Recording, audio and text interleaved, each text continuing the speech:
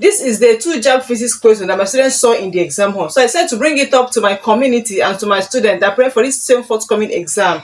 You never can tell. JAMB might repeat this same question or even something similar to it. If you are watching the channel for the first time, please don't forget to subscribe to this channel and turn on notification because you have a lot to gain. With no further ado, let's get right into the video. Question 1. A conductor of length 2 meters carries a current of 0.8 amperes while kept in a magnetic field of magnetic flux density 0.5 Tesla. The maximum force acting on it is what? Now in this question, we have the following parameters. We have the length as 2 meters, right? So we have the current as 0.8 amperes. We also have the magnetic field intensity B to be 0.5 Tesla. Okay, so we're looking for the magnetic force, which is F is equals to BI what? L. Now let's solve what we have. This is what? 0.5 times the current is 0.8 multiplied by what? 2, right?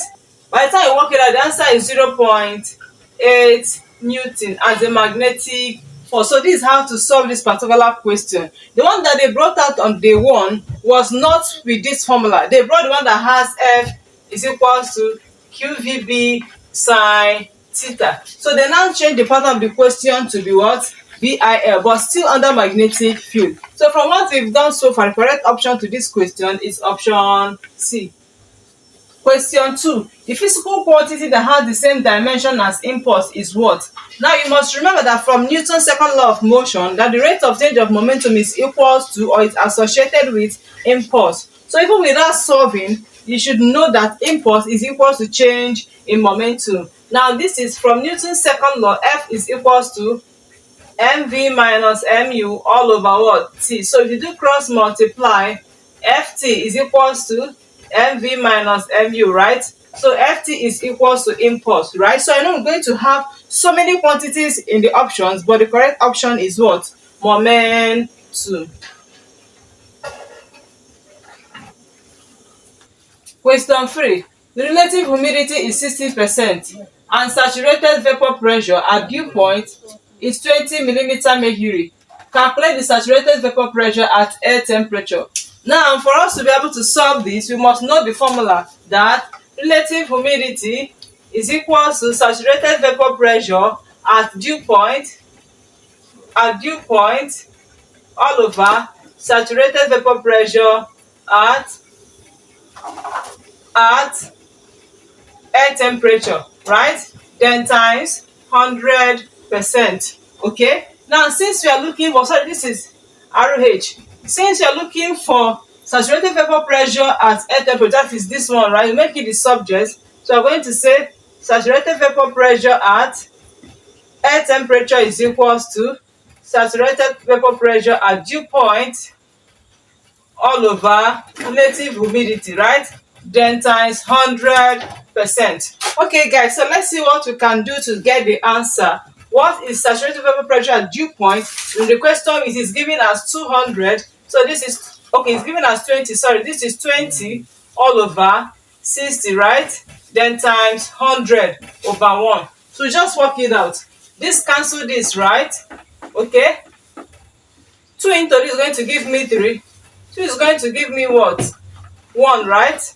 That is 10. When you multiply, it's going to give me 100 over 3, right? So simply just divide it. It's going to give us 33.3 millimeter mercury. That is saturated vapor pressure at air temperature. Is that clear? Alright, so if you have a question like this is how you are going to solve it. And from what we've done so far, the correct option to this question is option A.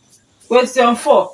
Looking at the diagram we have on the board, we're asked to calculate the area of the large piston. So we have this what? This diagram asked to calculate the area. So the formula for this is F1 over A1 is equals to F2 over what? A2. So we have the first force and the second force, the small and the large piston, right? And their areas. So now let's solve.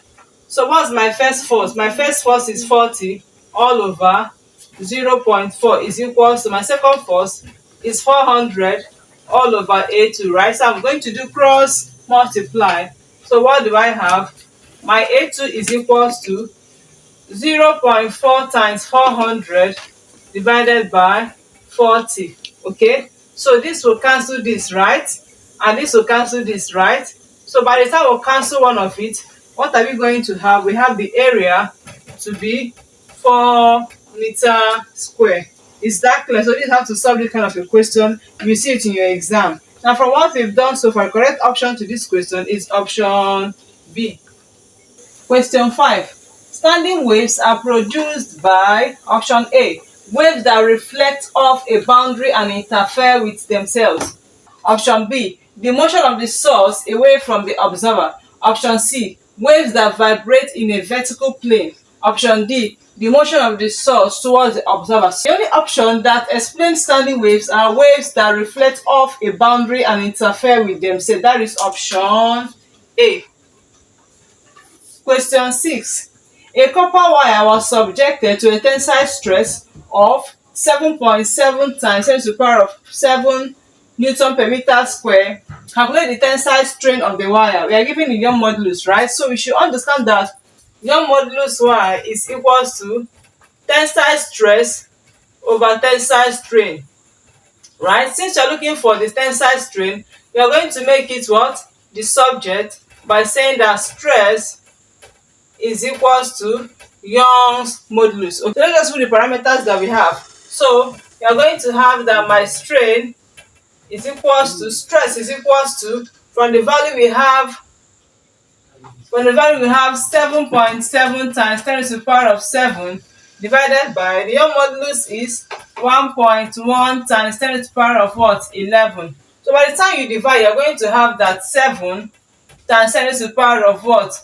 -4. Is that clear? So this is how to solve question involving tensile stress and tensile strain. So even if you see in a question when the mass was given, I have just mentioned it to gravity, I need to get what? The tensile stress, right? Because tensile stress is force over area. Is that clear? All right. From what we've done so far, the correct option to this question is option A. Question 7.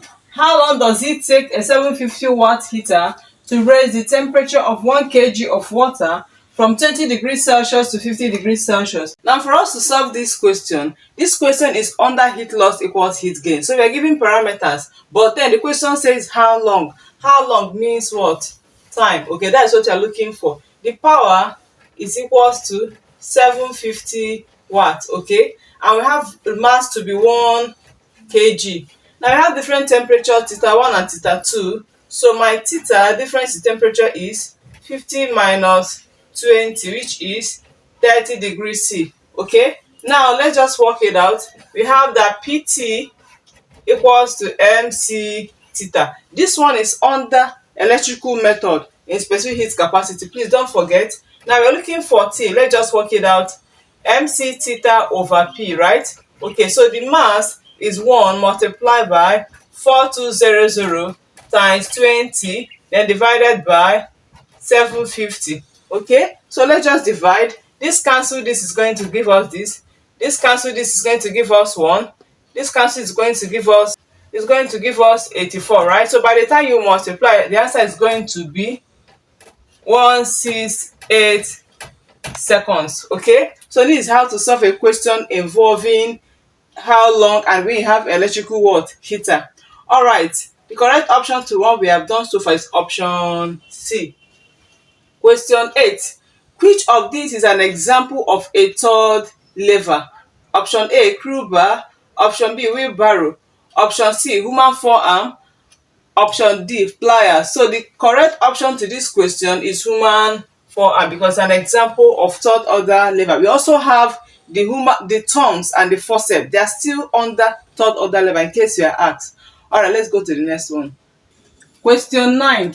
The operation of a photovoltaic cell is possible by the action of option A, semiconductor, option B, conductors, option C, chemicals, option D, insulator. The correct option to this question is semiconductor, which is option A. Question 10.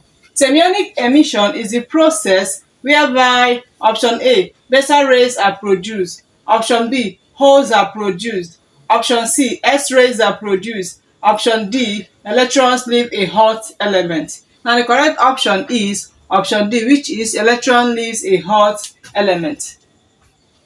Thank you so much for sticking and staying to the end of this video. If this is your first time tuning, please don't forget to subscribe to this channel and turn on notifications to get notified each time I post videos. And lastly, do not forget to share so that other students that prepare for this same forthcoming exam can see it and learn from there. I'll see you next time in the next one. Bye for now.